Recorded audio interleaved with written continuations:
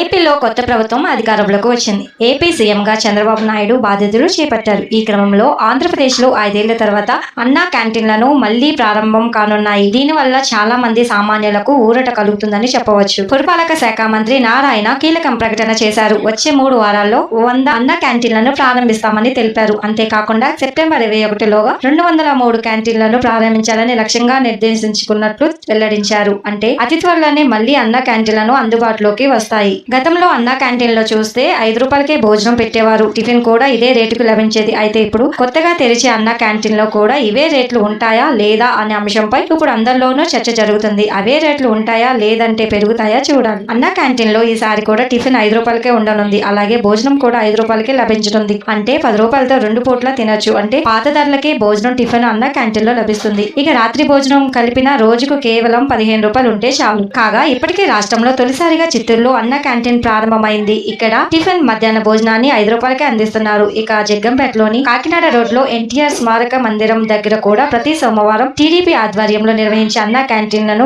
ప్రారంభమైంది. ఈ నెల 19 నుంచి అన్నా క్యాంటీన్లను పునరుద్ధరణ పనులు పూర్తి స్థాయిలో జరుగుతాయి. వచ్చే నెల 30 లోపు క్యాంటీన్లకు ఉదయం టిఫిన్, మధ్యాహ్నం, రాత్రి భోజనం సరఫరా చేసే ఏజెన్సీలను ఖరారు చేస్తారు. తర్వాత క్యాంటీన్ భవన నిర్మాణ పనులు, కొత్త పరికరాలు, సాఫ్ట్వేర్, మౌలిక సదుపాయాలకు ఏజెన్సీలతో ఒప్పందాలకు ప్రభుత్వం నుంచి అనుమతి తీసుకుంటారు. ఇలా సెప్టెంబర్ 21లోగా 203 క్యాంటీన్లను ప్రారంభించాలని లక్ష్యంగా పెట్టుకున్నారు.